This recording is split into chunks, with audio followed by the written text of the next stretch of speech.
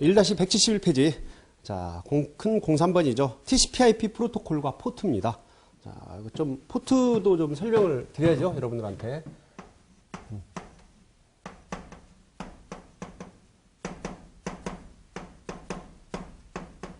프로토콜과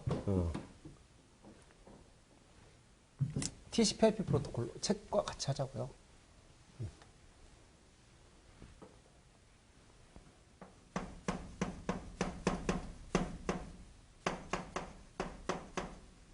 TCP/IP 프로토콜과 포트. 아주 이 개념 중요합니다. 보면 포트 주소는 클라이언트 서버 모델에서 응용 서비스가 통신을 하기 위한 논리적인 통로다. 이렇게 되네요. 보면 이렇습니다. 하나의 시스템으로 보자고요. 자, 시스템 이렇게 보면 이런 시스템이 있어요. 뭐 서버라고 합시다. 서버예요. 그 다음 서버는 물리적으로 한 대죠. 시스템이 하나지 않습니까? 1 시스템이고, 뭐 주소를 본다라고 해도 뭐 210점, 111점, 뭐 222점, 뭐 100. 이런 IP 주소를 가진 하나의 서버가 있어요. 그런데 이런 하나의 물리적인 서버에도 여러 개의 서비스를 제공할 수 있다는 얘기입니다. 여기에서 서비스라는 거는 서비스를 할 수 있는 서버로 보는 게 좋습니다. 그렇죠? 응용 프로그램이지만. 자, 보면, 그러면 하나의 시스템에 이러한 포트가 있다는 얘기입니다. 포트가.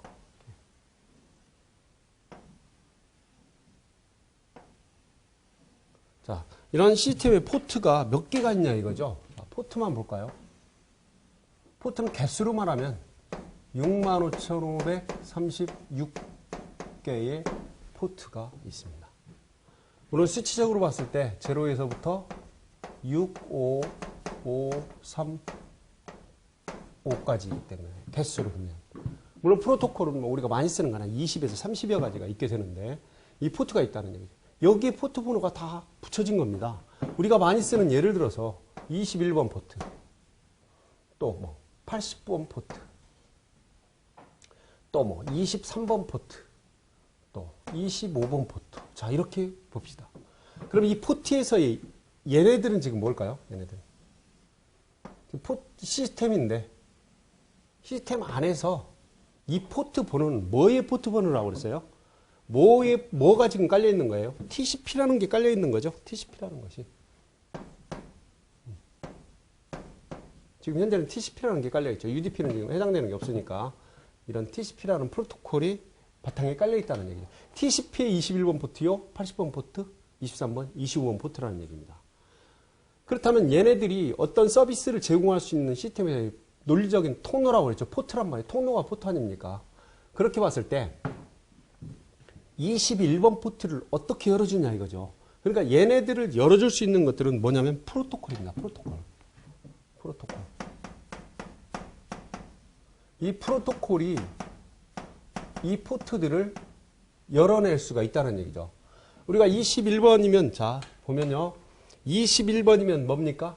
FTP예요. FTP. 파일 트랜스퍼 프로토콜. 80번이면 웹. HTTP.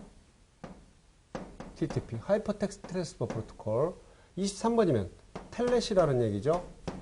원격 접속. 25번이면 심플 메일 트랜스퍼 프로토콜이라고 해서 메일 서버랍니다. 그죠? 메일을 전송해 줄 수 있는 프로토콜이에요. 그랬을 때 이 프로토콜이 열어낸다는 얘기죠. 프로토콜. 야, 프로토콜이. 여기서 사용하는 프로토콜만 생각해보자. FTP, 또 HTTP, 그 다음에 텔넷, SMTP. 자, 이 프로토콜이 지금 여기에 작동을 한다고 쳐요. 그러니까 하나의 시스템에서도 동시에 FTP 서버, 웹 서버, 그 다음 텔넷 서버, 메일 서버를 동시에 작동시킬 수가 있습니다. 또 서비스를 할 수가 있다는 거죠. 왜 그러냐면 이 프로토콜이 있기 때문에. 예를 들어서 이 시스템의 IP 어드레스는 210점, 111점, 222점, 100이죠. IP 주소는 하나인데도 이런 서비스를 동시에 이용할 수 있는 이유는 뭐다? 포트가 다르고 프로토콜이 다르기 때문에 그렇습니다. 예를 들어서 우리가 자 HTTP 웹을 접속하여 콜론 슬래시 210점, 111점, 222점, 100번이라고 치고 우리가 자 엔터키를 쳤어요. 웹브라우저에서. 그러면 몇 번 포트가 열리게 돼요? 80번 포트가 열리게 된다는 얘기죠. 80번 포트는 뭐야? 웹 서비스잖아요. 그 웹 서비스를 우리가 웹브라우저로 볼 수가 있는 거예요. 똑같은 IP 주소인데도 여기에 FTP라고 하게 되면 콜론 슬래시 몇 번 포트가 열려요? 21번 포트가 열리기 때문에 FTP 서비스가 가능하게 된다는 얘기예요. 그러니까 이 포트라는 것은 상당히 중요하죠. 뭐 중요한 정도가 아니라 반드시 필요한 거죠. 우리가 서비스를 하기 위해서는 또 프로토콜과 포트는 밀접한 관련이 있다. 이거죠. 서비스를 하기 위해서는 포트는. 포트의 개념 아시겠죠? 이것이 몇 개? 65,536개가 있다. 0에서부터 6535까지. 이런 프로토콜 의미와 이 포트, 시스템 안에서의 이 포트들과 포트별로의 각각의 서비스를 여러분들이 기억을 하시면 된다는 얘기죠. 이제 포트 개념 여러분들이 아시겠죠? 자, 어떤 서비스를 제공하기 위한 논리적인 통로이다. 볼까요?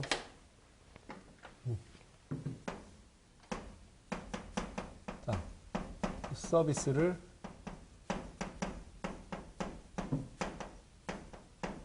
제공하기 위한 논리적인 통로다.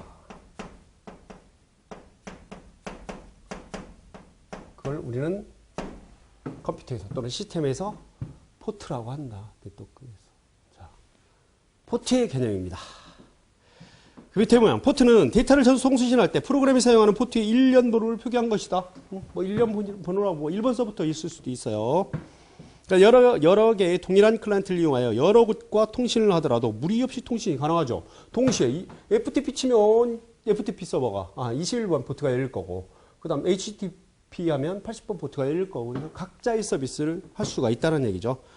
그러니까 웹브라우저를 2개 이상 실행하여 2개 이상의 사이트를 접속할 수 있으며 포트가 다르기 때문에, 또 포트가 다르지 않더라도 또 세션이 다르기 때문에 한 서버가 여러 클라이언트로부터 접속 요청을 받을 수도 있다는 얘기죠. 또 각기 다른 서비스를 요청해도 받아들일 수가 있더라. 뭐 때문에? 프로토콜과 포트가 있기 때문에. 자, 접속 요청을 하는 측의 포트는, 접속을 요청하는 측의 포트는 뭐? 클라이언트의 포트입니다. 1024 이상의 포트를 얘기하는 거죠. 자, 또 하나 정리 들어갑니다. 노란색으로 할까요? 이 포트는 자, 클라이언트가 사용하는 포트가 있고, 그 다음에 서버 측에서, 서비스를 제공하는 측에서 사용하는 포트가 따로 있다라는 얘기예요. 자, 얘는 1024 이상 정확하게 수치를 한번 보죠. 1024에서부터 65535번까지 랜덤하게 생성이 됩니다. 여러분들 윈도우즈에서 클라이언트에 실행하게 되면 포트를 한번 보게 되면요, 랜덤하게 생성이 됩니다. 서버는 0에서부터 1023까지 되게 되죠. 흔히 우리 얘를 뭐라고 그래요? 잘 알려진 포트.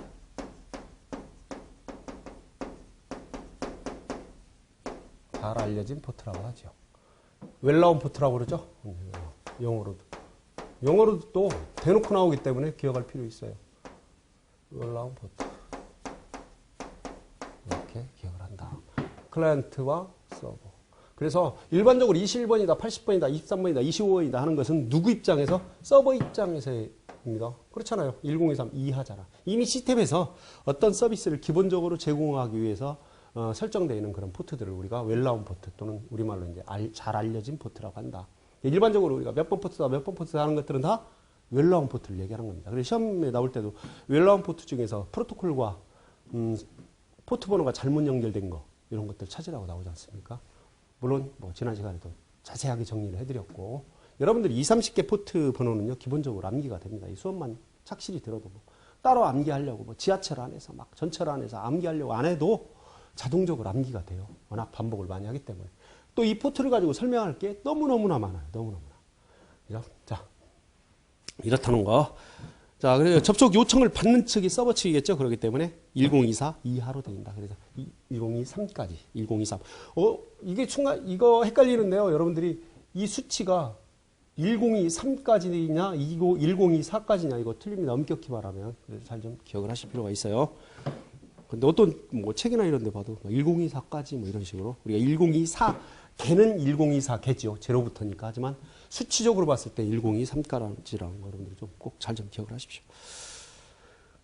그 다음 포트 번호를 한번 볼까요? 각각의 네트워크 메시지가 해당하는 특정 프로세스를 인식하기 위한 방법이다. 그래야지만 프로토콜을 불렀을 때 해당 통로, 해당 포트를 열어줄 거 아닙니까? INA에서 지정된, 그러니까 이 국제 번호 부여 그런 기구입니다. 기구. 포트에 웰라운 포트로 부여한다. 0에서부터 1023까지. 그 외에 접속 시에는 새로운 포트를 부여한다. 뭐부터? 랜덤 포트입니다. 이거는 사용자 포트라고 해요. 다른 말로. 뭐 사용자 지정 포트라고도 하고 사용자 포트라고 합니다. 랜덤하게 클라이언트에서 생성해서 그때그때마다 달라져요. 정해져 있는 포트가. 하지만 서버 포트는 달라지질 않죠. 서버 포트가 매일 달라지면 접속자들이 접속할 수 있어요? 없어요? 못하죠. IP도 물론 당연한 거겠지만. 자, 170페이지 넘어가고요. 172페이지 한번 봅시다. 172.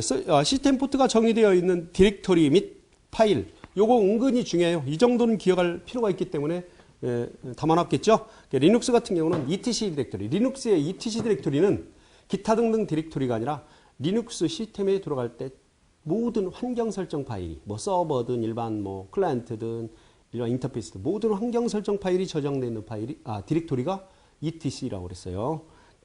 서비스라는 파일 안에 이렇게 선언이 되어 있습니다. 포트라든가 프로토콜들이. 그러니까 윈도우즈는 윈도우즈 밑에 윈도우즈 밑에 시스템 32 밑에 드라이버즈 밑에 etc의 서비스의 파일에 들어있습니다. 파일명은 똑같습니다. 은근히 중요합니다. 잘 기억을 하셔야 돼요. 그 다음 두 번째, TCP, UDP 응용 프로토콜 포트. 이거 뭐 앞에서 잘 정리해드렸었죠? 볼까요? FTP 같은 경우는 데이터 포트는 20번, 컨트롤 포트 21번, SSH 22번. 요 SSH는 다시 여러분들이 기억을 해주시기 바랍니다. SSH 22번입니다. FTP는 21번, 23번 텔넷. 이 텔넷이 텍스트 평문으로 전송하는 그런 문제점 때문에 스니핑을 하게 되면 그대로 노출이 되죠. 아이디와 패스워드라든가 또는 전송되는 데이터가 그걸 암호화해서 암호화 세션으로 전송할 수 있는 이 또 하나의 원격 접속 서비스가 SSH, Secure Shell이라고요. 22번 포트를 쓴다는 거 잘 기억을 하십시오. 22번 포트. 여기다 적어드릴까요? 여러분들 또. 어차피 포트가 나온 거니까. 자, 포트. 포트 하나 더 추가합니다. SSH. 이거를 우리가 Secure Shell이라고 합니다. Shell. 원격 접속과 관련된 거죠. 이게 텔넷의 대체예요. 텔넷의 보안의 취약점을 대체한 게 SSH입니다. 포트 번호는 몇 번?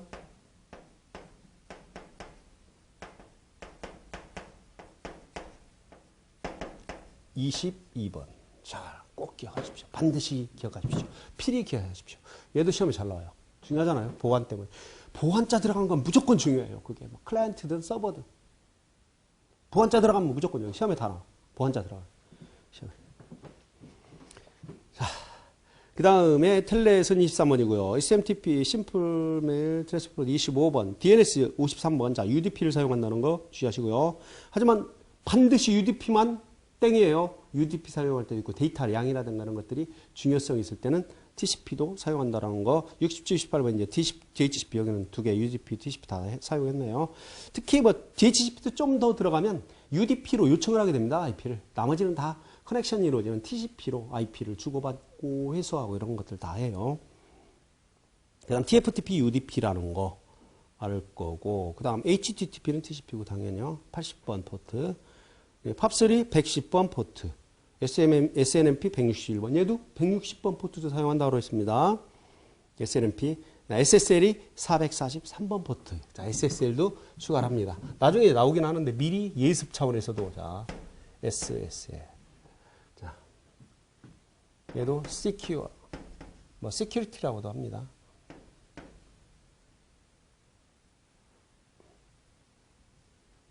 자, secure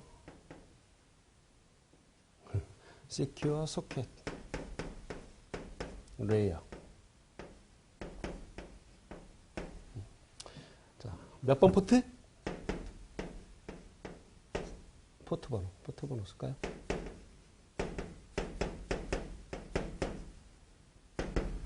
(443번) 포트라는 거 여러분들이 꼭 기억을 하십시오.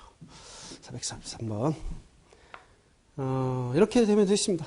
자, 나머지는 다 설명을 드렸던 거고 2개 포트 더 추가했습니다. 중요한 것들이기 때문에 이렇게 판사해 드리는 거예요. 그렇기 때문에 꼭 기억을 하시라고요. 보안이잖아요. CQ. 다 보안. SSL. 어디에 만들었다고요? SSL? 레스키프사에서. 자, 나중에 가면 이제 설명합니다. 셋 프로토콜이라든가. 자, 여기까지가 우리가 TCP와 UDP 사용하는 그 프로토콜과 포트와 관련되어 있는 거. 앞에서 나왔던 거 포트만을 따로 정리를 아주 깔끔하게 드렸어요. 그러니까 포트의 개념은 여러분들이 꽉 잡고 가야 되고 여기까지 나와 있는 포트는 다 암기를 하셔야 되고 많이 암기가 되셨겠지만 잘 좀 기억을 하시기 바랍니다. 또 중요한 포트들이 나오면 그때 더 추가할 거예요. 그런데 거의 다 나왔어요. 이제 거의 다 나왔다. 마무리 단계 됐다. 자, 여기까지 하고 이제 큰 04번에 주요 프로토콜 및 특징이 있습니다. 얘네들이 이제 프로토콜 안으로 하나하나 들어가서 좀 더 자세하게 배워보자고요. 그 첫 번째 선수가 ARP가 나왔네. 그죠? 어드레스 리솔루션 프로토콜. ARP는 몇 개 층의 프로토콜이에요? OSI 7레어에? 자, 기억을 한번 또 되살려 볼까요? 일단 여기서 설명을 위해서 네트워크 계층과 전송 계층을 먼저 표현해 놓고 갈게요. 네트워크 계층.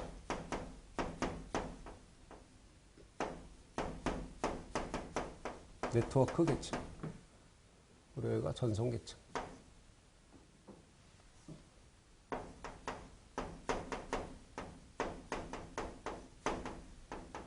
자, 이 두 계층을 우리가 가지고 설명을 할 게 많죠. 아주 중요한 계층이죠, 두 개. 물론 다른 계층들도 뭐 중요하지 않다는 건 아니지만. 자, 전송 계층과 네트워크 계층을 간다. 그러면 네트워크 계층의 프로토콜을 우리가 한번 정리를 한번 해볼까요? 다시 한번. 자, 반복 많이 하죠, 저는. 그죠? IP, 그 다음 ICMP, 그 다음에 IGMP, 그 다음에 ARP, 그 다음에 RARP. 물론 이쪽에 이제 IPX도 있습니다. IPX도. 자, 이렇게 정리가 되죠. 자, 전송계층 프로토콜은 TCP,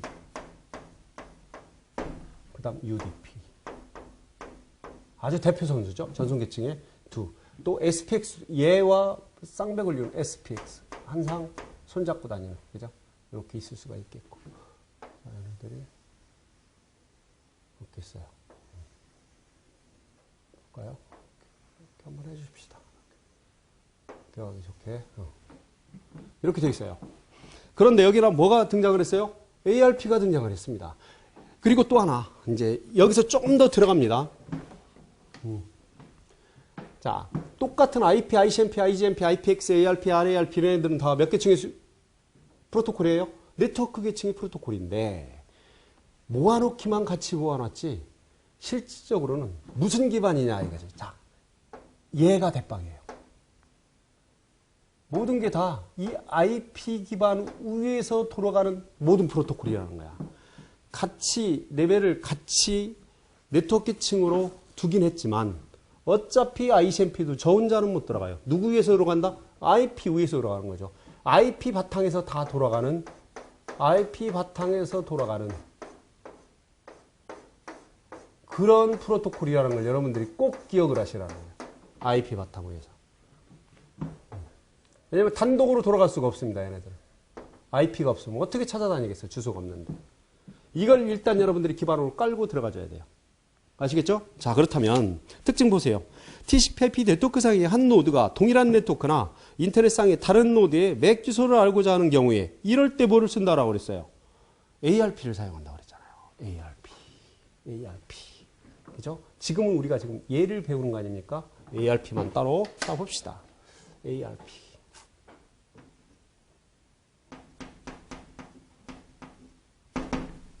ARP가 뭐예요? 논리적인 주소로. 논리적인 주소가 뭐라고 했어요? IP 주소. 주소로 뭐를 찾고자 할 때, 뭐를 매핑하고자 할 때, 뭐로 변환하고자 할 때. 물리적인 주소. 물리적인 주소. 주소를 찾고자 할 때, 변환하고 할 때. 얘는 뭐야? 맥 주소죠, 맥 주소. 앞에서 배웠죠? 맥 주소. 여기서 그런 얘기가 나오잖아요. 변환할 때, 또 매핑할 때, 뭐 찾을 때 이렇게 찾고자 할 때 이런 말로 이렇게 되죠. 중간에 뭐가 논리적인 주소로 IP 주소로 또 물리적인 주소로 맥 주소로 변환할 때 그럴 때 사용하는 녀석이 누구예요? ARP다 이거죠. 그럼 이제 물리적인 주소나 맥 주소를 논리적인 주소나 IP 주소로 변환, 매핑 찾고자 할 때도 있을 거 아닙니까? 그때 사용하는 것이 리버스 ARP예요. 역. 그죠? 리버스가 역압니까? RARP, 리버스 ARP. 이렇게 되는 거죠. 얘는 이제 반대죠. 그죠? 반대. 물리적인 주소, 맥 주소로 논리적인 주소를 매핑, 변환을 할 때 사용하게 된다라는 얘기죠. 그죠? 자, 이렇게. 근데 몇 계층 프로토콜이다? 3계층 프로토콜이다. 그런데 여러분들이 어떤 텍스트라든가 이런데 책을 보게 되면 어떤 경우에 ARP와 RARP는 어디에? 데이터 링크 계층의 프로토콜이라고 내려놓은 경우도 있어요. 그것도 맞아요. 틀린 건 아니에요. 왜 그러냐면 우리가 ARP, 이 논리적인 주소와 물리적인 주소와 가장 가까운 계층이 어디냐면 데이터 링크 계층이라는 얘기죠. 데이터 링크 계층. 왜 그러냐면 자, 여기에 데이터 링크 계층도 하나 더 추가를 합시다. 추가를. 그러려면 얘네들은 좀 떼어서 했어야 되는데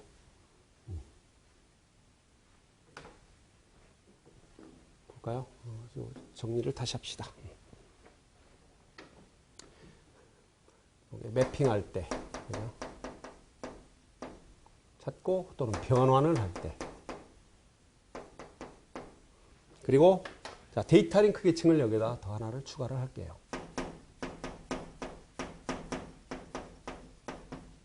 데이터 링크 계층을 추가를 한다.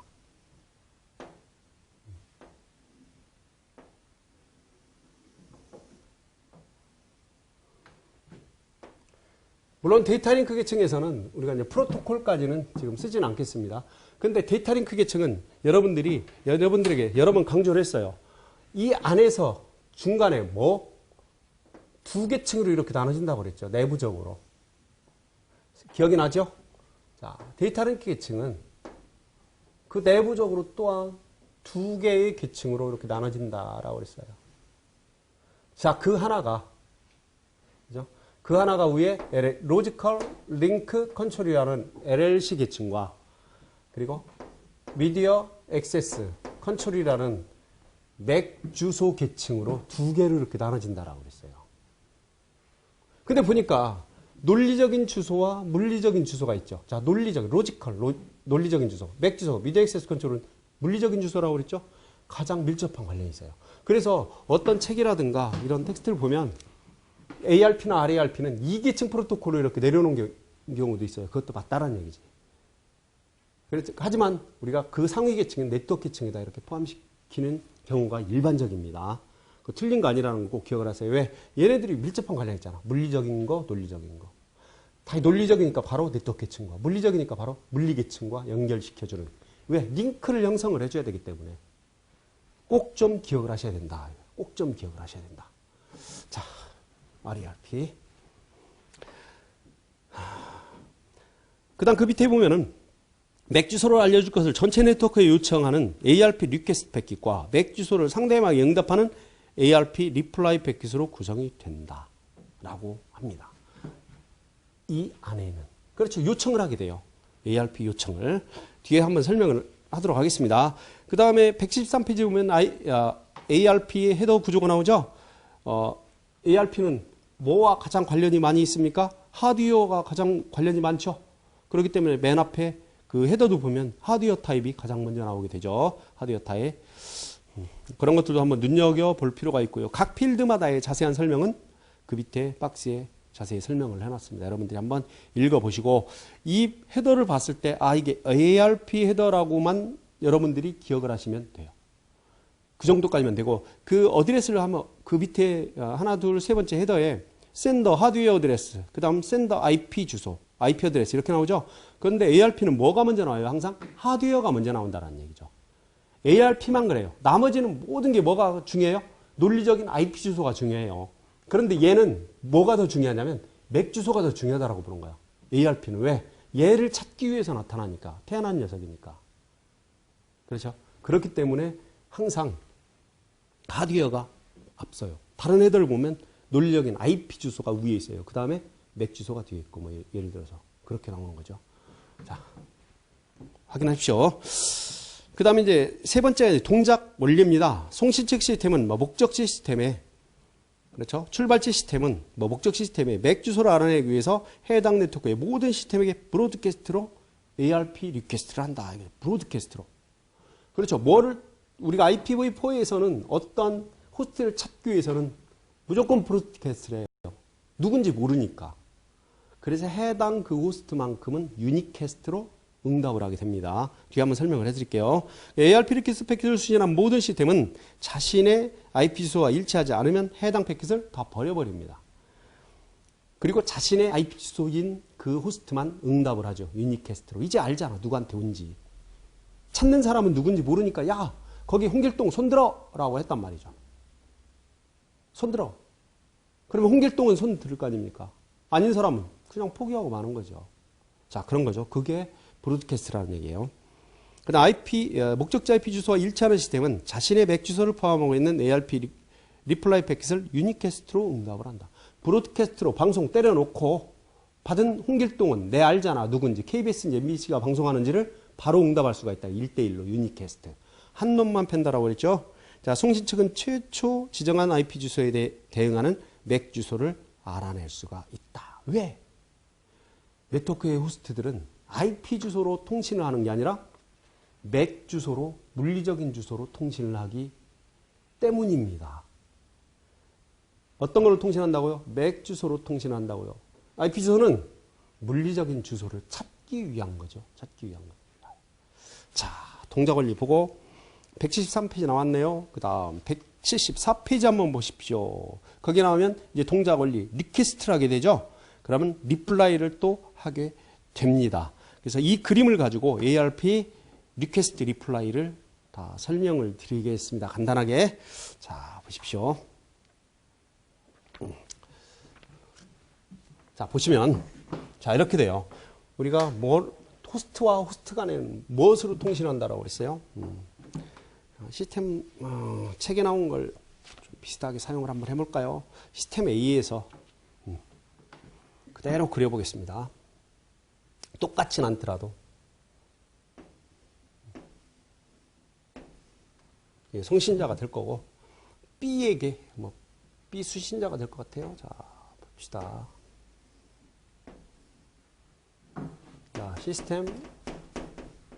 시스템 A 그 다음 시스템 B 이렇게 있습니다. 시스템이 딱. 그 다음에 이 네트워크 안에 여러 개의 또 시스템이 있을 겁니다. 네트워크가 이렇게 연결되어 있어요. 그리고 이 네트워크 안에도 또 여러 개의 시스템이 연결되어 있다라고 보는 거지. 이거보다는 우리가 또 제대로 한번 할까요? 뭐 스위치 정도 하나 여기다 두죠. 뭐. 스위치 정도. 스위치 정도로 이렇게 하나 두죠. 뭐. 스위치 정도. 그러면 이 스위치에 또 PC를 호스트를 좀 이렇게 둡시다.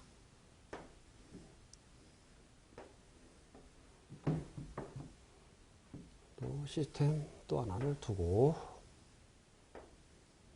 뭐 이 정도만 둡시다. 뭐 PC 여러 개 연결 필요 없죠. 이 스위치에서 이 시스템 B로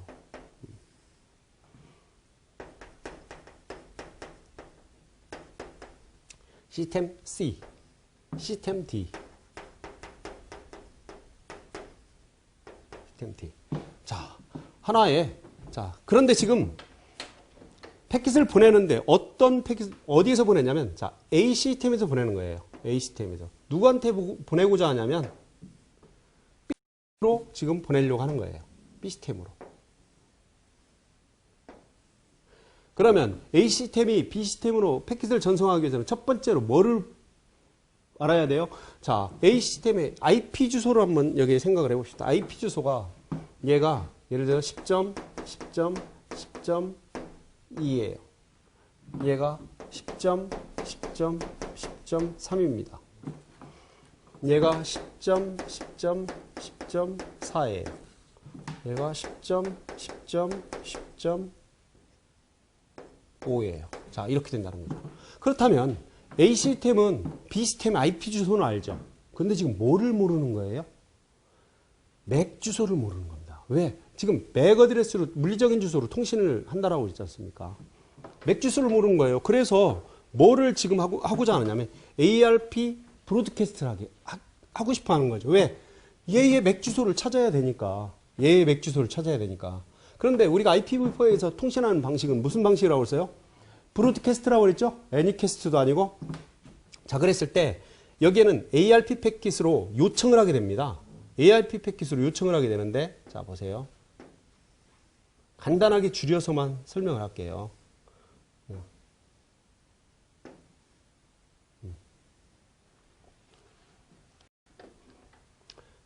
지금 이 부분은 송신지, 이 송신지, 소스라고 합니다. 이거 송신. A 시스템의 정보, 자신의 정보를 담아 보내는 거죠. 그 다음, 여기서부터 요 두 개는 수신. 송신, 수신보다도 이 시스템으로 합시다. 시스템으로. 그게 더 낫겠다. 그죠? 시스템으로. 어차피 시스템 우리가 정해놓고 패킷을 보내고 있기 때문에, 그죠? 자, 깔끔하게 삭제를 하고. 뭐 깔끔하지도 않네. 그죠? 자, 볼까요? 자, 이 둘 사이는 뭐? 시스템 A예요. 시스템 A에 대한 정보를 담겠죠. 여기에는 받는 사람이니까 시스템 B. 그죠? 시스템 B의 정보를 담는다. 그런데 이쪽으로는 보내는 사람 A 시스템에 대한 소스 IP 주소를 담을 거고 또 자신의 맥 주소도 담아서 보냅니다. 물론 이 앞에는 원래 맥부터 담게 되죠. 그 다음 맥 주소를 담죠. 왜? 자신은 자신께 아니까. 근데 상대 측 거는 뭐? IP 주소는 아는데 뭘 몰라요? 맥은 몰라요. 맥은 모른다 이거지. 맥 주소는. 잘 아직 모르죠. 얘는 IP 주소만 알 뿐이지 맥 주소는 모른다는 얘기예요. 그래서 이 맥을 찾기 위해서 전송하는 게 뭐예요? ARP 브로드캐스트를 하겠다는 얘기지. ARP. 물론 맥이 이 앞에 필드로 이렇게 와요. 그런데 여러분들 설명을 하기 위해서 그냥 IP 주소, 그 다음 맥 뒤로 그냥 돌린 겁니다. ARP 브로드캐스트를 한다는 얘기죠. ARP 브로드캐스트. 자, 이 ARP 패킷으로 A 시스템에서 비워놓고 브로드캐스트를 쫙 날립니다. 야, 누구 이 IP가 있으면 이 IP를 가진 시스템이 있으면 호스트가 있으면 응답해 라고 브로드캐스트를 쫙 뿌려요. 그러면 이 A에서부터 이 브로드캐스트 패킷은 어디까지 도달해요? 다 도달해요. 이렇게. B에도 도달하고 C에도 도달하고 왜? 방송이니까 브로드캐스트니까. D에도 다 도달합니다. 그럼 이 IP를 한번 볼까요? 데스티네이션 IP니까 이건 몇 번 IP겠어요? 3번 IP겠죠. 그냥 3번으로만 쓰겠습니다. 10.10.10.3이라고 보면 이렇게 담아서 보냅니다. 이렇게 담아서. 근데 B 시스템에 쓱 보니까 열어보니까 패킷을 데스티네이션이 누구예요? 자신이죠. 그러니까 자신이 응답을 하는 거죠. ARP를 요청을 할 때는 브로드캐스트 모든 사람한테 호스트한테 브로드캐스트를 하지만 응답을 할 때는 어떻게 한다고 그랬어요? 지금 유니캐스트로 이미 알고 있잖아요. 여기 담아서 뭐냐니까 얘 IP 몇 번? 2번을 담아서 보낼 겁니다. 이렇게 2번. 유니캐스트로 응답을 하게 되는 거죠. 유니캐스트. 유니캐스트. 얘는 지금 뭐를 했어요? 브로드캐스트를 했잖아요. 브로드캐스트. 응답을 하게 됩니다. 그런데 C가 열어봤어요. 이 패킷을. 그랬더니 자신은 4번인데 3번한테 보내는 거죠. 얘는 파악이. 자, D 시스템도 이 패킷을 열어봤어요. 자신이 아니에요? 5번이잖아, 자신은. 3번이잖아요. 걔 아니에요? 파악이. 누구만 응답을 해? B 시스템만 응답하죠. 그런데 그 응답을 할 때 이 비어있는 맥 주소에다가 자신의 맥 주소를 시스템 B의 맥을 담아서 보내줍니다. 시스템 B의 맥 주소를 담아서. 이렇게. 맥 주소를 담아서. 그럼 그걸 A 시스템이 알아보면 A 시스템이 그대로 다시 B로 데이터를 전송을 하게 되는 거죠. 자, 이런 과정을 거쳐서 우리가 랜상에서 통신이 되는 겁니다. 물론 이제 스위치에 뭐 라우터가 연결될 수도 있고 웬으로 나갈 수도 있겠지만 우리가 그 내부적으로 해서 ARP 브로드캐스트라든가 또는 RARP를 설명하는 것들을 이렇게 설명할 수가 있습니다. 여기에서 우리가 ARP 스푸핑이라든가 이런 공격이 이 원리로 다 이루어지고 있다는 얘기죠. 그래서 이 원리를 ARP 또 RARP 원리를 여러분들이 잘 기억을 하고 계셔야 됩니다. 하지만 공격 ARP 스푸핑이 어떻게 이루어질 수 있는지를 알 수가 있겠다는 거죠. 그래서 그 공격은 뒷부분에서 한번 다시 설명을 드리도록 하겠습니다. 아시겠죠? 여러분들 잘 기억을 해서 한번 여러분들이 그림 그려놓고 그 노트에다가 한번 표시해 가면서 공부를 하시면 이해가 좀 빠를 겁니다. 자, 여기까지입니다. 자, ARP 캐시가 있습니다. 스위치 시스템은 스위치 시스템에서 ARP 리퀘스트 패킷을 전송하기 전에 먼저 ARP 캐시 테이블을 참조를 한다. 이 ARP 캐시 또는 테이블은 어디에 있느냐? 스위치에 있어요. 여기. ARP. 자, ARP 캐시. 또 어떤 말은 이제 버퍼라고 합니다. 한 번 통신이 이루어지는 이에 대한 맥 주소라든가 IP 주소는 어디에 있어요? ARP 캐시에 스위치에 저장이 돼요. 버퍼에. 그걸 ARP 캐시라고 합니다. 물론 영원히 저장이 되는 건 아니고 일정 시간이 설정을 할 수가 있어요. 일정 시간이 지우면 ARP 테이블에서 삭제를 시켜버립니다. 근데 일정 시간 안에 다시 한번 어떤 ARP 브로드캐스트 왔을 때 이 ARP 캐스트에 있다라면 브로드캐스트보다는 그 맥을 가지고 그대로 다시 전송할 수가 있죠. 없을 때 브로드캐스트를 하게 되는 거죠. 없을 때. 스위치에서는 이제 그렇게 보시면 되고요. 데이터 송신지 수신측 시스템의 ARP 캐시 테이블에 수신측 시스템의 맥 주소 정보가 저장되어 있을 경우는 ARP 브로드캐스트를 전송하지 않죠. 왜? 있으니까 그대로 알고 B로 전송할 수가 있다는 얘기입니다. 그게 스위치의 그게 특징입니다. 허브는 무조건 브로드캐스트입니다. 모든 포트에. ARP 캐시에 저장된 정보는 일정 시간이 지날 때 사용되지 않으면 삭제가 되고요. 그렇잖아요. 계속 저장하고 있으면 버퍼 꽉 찰 거 아닙니까? 꽉 찰 거 아닙니까? 그러니까 지정된 시간은 윈도우 기준으로 2분이며, 자, 2분 이내 다시 통신이 일어나게 되면 10분으로 저장 시간이 증가하게 된다. 증가가 되면서 리프레시가 돼요. 기존에 뭐 1분 30초가 지났던 게 제로로 되면서 기간은 2분으로 연장이 된다는 얘기죠. 또 10분으로. 이렇게. 자, 알아두시고. 자, 5번 이제 프락시 ARP가 있고, 프락시 ARP 1, 2가 있습니다. 그런데 여러분들 한번 이 원리를 기억을 하면서 한 번씩 읽어보시기 바랍니다. 꼭 읽어보셔야 돼요. 읽어보셔야 돼. 이렇게 어렵게 담아놓은 겁니다. 어렵게 꼭 읽어보시라고요. 그 다음 6번 이제 ARP 명령어예요. 이런 거 다 보니까 예를 들어서 자, 이제 ARP 명령어가 있는데 이걸 스태틱으로 잡아줄 수가 있다는 얘기죠. 왜? ARP 스프링 공격이 왜 일어나냐면, 자, 보세요. 지금, 물론 여기에 뭐 스위치라고 하지만 만약에 이게 허브가 연결이 됐다고 생각하면 공격자가, 보세요. 자, 이 스위치에 공격자가 이렇게 시스템을 연결했어요. 공격자가. 공격자는 늘 제가 빨간 거로 표시를 하죠. 이렇게. 얘가 공격자야.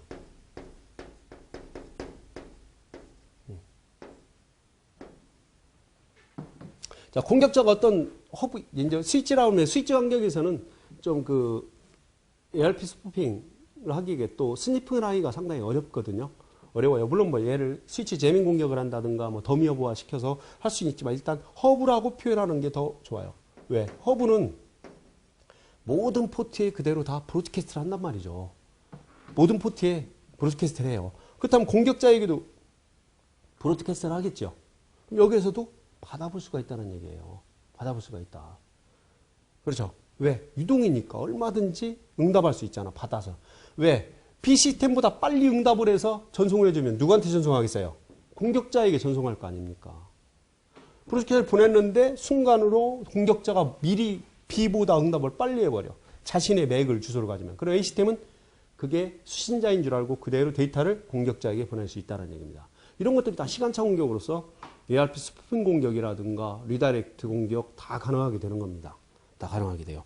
그렇다면 얘를 스태틱으로 만약에 A와 B를 스태틱으로 해서 고정적으로 얘와 얘 사이에 IP 주소와 맥 주소를 그대로 정해서 변경이 되지 않도록 만들면 얘가 변조해서 보낼 수 있어요, 없어요? 없다는 얘기입니다. 그렇게 하기 위해서 여기에 밑에 나오면 사용 방법 명령어에 ARP-S가 스태틱입니다. 이렇게 잡아주게 되면 IP 주소와 맥 주소가 매핑이 되기 때문에 이 IP와 이 맥과 이 IP가 매핑이 되지 않은 호스트에서는 응답할 수가 없게 되는 거죠. 그래서 공격을 방어할 수가 있다는 얘기입니다. 그래서 이것도 시험에 나왔어요. 2차에. 방어할 수 있는 방법이 뭐냐. ARP 스푸핑을. ARP 한 칸 띄고 -S 한 칸 띄고 IP 주소 맥 어드레스를 입력시키고 엔터키 치면 스태틱으로 잡아줄 수가 있다. 이거죠.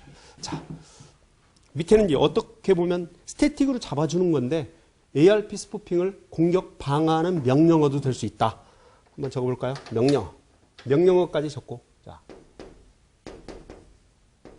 마무리하겠습니다. 명령어. 뭐예요? 정적으로 잡아주는 겁니다. 명령어로 정적으로 잡아주는 거죠. ARP 한 칸 떼고 스태틱입니다. S 옵션 반드시 줘야 되고 그리고 원하는 여기에서 보면 뭘까요? IP 주소가? IP 주소가 뭐 10점? B 시스템으로 일하면 10점, 10점, 10.3 하고 한 칸 떼고 맥 주소. 맥 주소가 있겠죠. 뭐 어떤 B의 맥 주소로 접어주고 엔터키 치면 스태틱으로 잡히는 명령어가 된다는 얘기죠. 기본적으로 일반 낸에서는 스태틱으로 되어 있는 게 아니라 다 다이나믹으로 되어 있습니다. 그렇기 때문에 디폴트로 그대로 쓰게 되면 있는 대로 쓰게 되면 ARP 스푸핑이라든가 리다이렉트 공격을 받을 수가 있다는 얘기죠. 자, 이 명령어까지 꼭 좀 기억을 하십시오. 왜? 얘네들은 시험에 나왔어요. 그리고 또 앞으로 또 나와요. 왜냐하면 ARP 스푸핑 공격을 은근히 출제자들이 되게 좋아해요. 되게 좋아해요. 여러 번 나옵니다. 공격 방법, 공격 이런 것들 다 필요하죠. 또 원리 알아야 되겠죠. 어떤 식으로 하는지. 또 어떤 디스플레이 된 정보를 가지고 이게 ARP 스푸핑 공격인지도 알아야 되겠죠. 물론 뒤에 가면 설명을 해드리겠습니다. 자, 그리고 이제 175페이지 보면은 거기에 옵션이 나와요. A 옵션 있고 G 옵션 있고 이런 것들 꼭 기억을 하십시오. 그 둘넷 여섯 번째가 이제 -S 옵션 스태틱으로 잡아주는 거예요. 정적으로. 동적인 맥이 아니고 정적 맥을 가질 수 있도록 딱 정해주는 이런 명령어를 설정해 줄 수가 있습니다. 그 다음 두 번째, 이제 중괄호 두 번째, 이제 RARP인데 여기입니다. 얘는 뭐예요? 이제 이 맥 주소는 아는데 IP를 모르는 거야. 그럴 때 반대로 찾아내는 거죠. 그런데 이럴 경우는 그렇게 흔치 않습니다. 흔치 않습니다. 일단 여러분들이 ARP 브로드캐스트, ARP로 처리할 수 있는 이 원리만 꼭 기억을 하시면 RARP 같은 경우는 쉽습니다. 그렇기 때문에 여기 특징을 보면 시스템이 시작되는 IP 주소 설정과 같은 특별한 요청이 있을 경우에 동작을 한다. 그래서 뭐 디스크가 없는 그런 디바이스라든가 이런 것들이 맥 주소를 그죠? 맥 주소는 가지고 있죠. 그런데 IP가 있을 수 있을까요? 없을까요? 왜? 저장이 안 되니까. 그걸 가지고 이제 IP 주소를 찾고자 할 때, 매핑하고자 할 때 이 RARP를 써요. 잘 알아두시고요. 그 다음 RARP와 RARP 서버 두 가지 형태가 있다. 한번 여러분들이 이 원리의 반대라고 생각하면 된다. 몇 번 얘기했죠? 물리적인 주소로 논리적인 주소로 받는 거 RARP. 너무너무 중요합니다. 이제 공격도 있기 때문에 나중에 잘 기억을 하시면 된다. 얘네들 자 이렇게 두 이렇게 다 내려오는 겁니다. 이렇게. 이대로.